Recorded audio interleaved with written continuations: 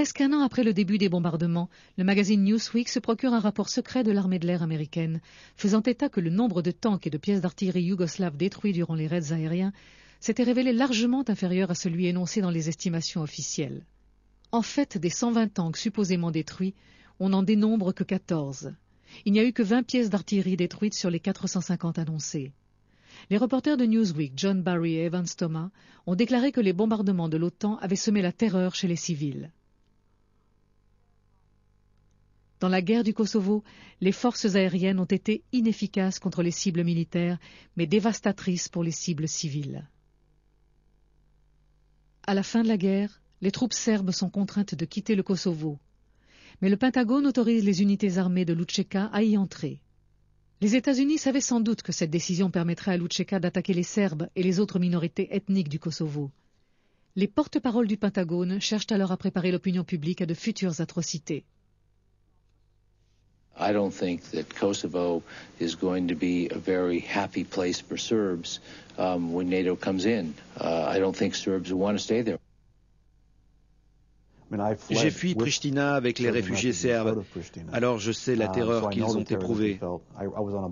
J'étais dans un bus qui s'exposait à l'hostilité des Albanais.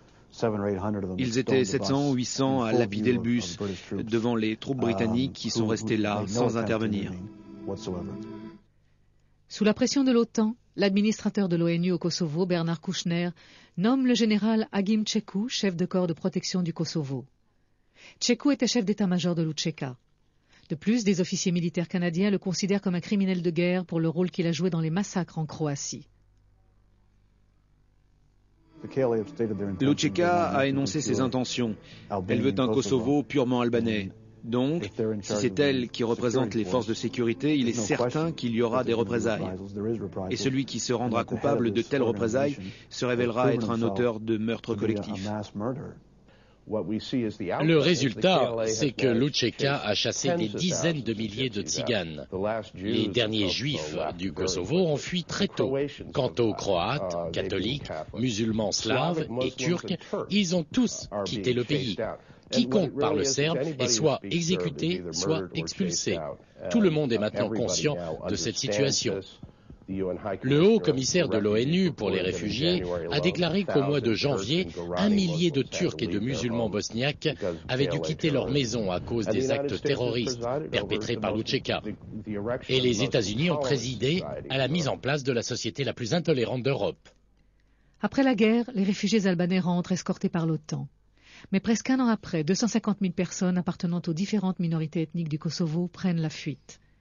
Parmi elles, les 2 tiers de la population serbe du Kosovo.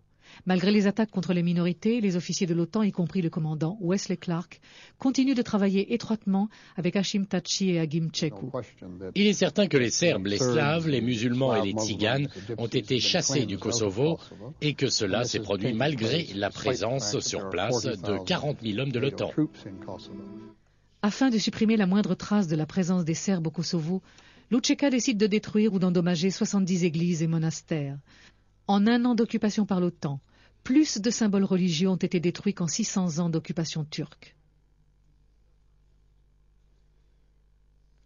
L'histoire devra analyser très précisément les décisions que nous avons prises et qui nous ont conduits à ce que j'appellerais une politique immorale, inconstitutionnelle, illégale, inefficace, incompréhensive et inexcusable.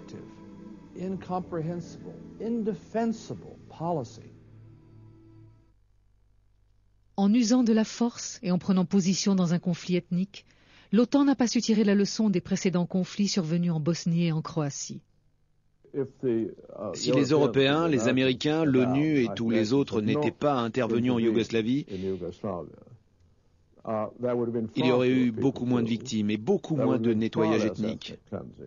De toute manière, il y aurait eu des personnes malheureuses et insatisfaites dans l'histoire, des personnes qui auraient souffert d'être chassées de leur pays. La morale de l'histoire, c'est peut-être qu'il faut vraiment bien réfléchir avant d'intervenir dans une guerre civile.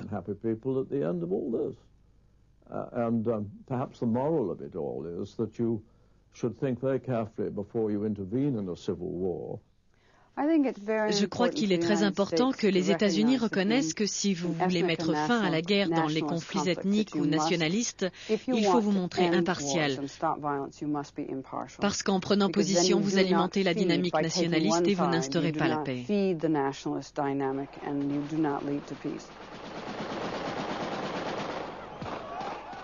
Je crois que la guerre du Kosovo aurait pu être évitée. La campagne de bombardement était une tentative pour soumettre la Yougoslavie. Je crois que tout le monde devrait s'en inquiéter.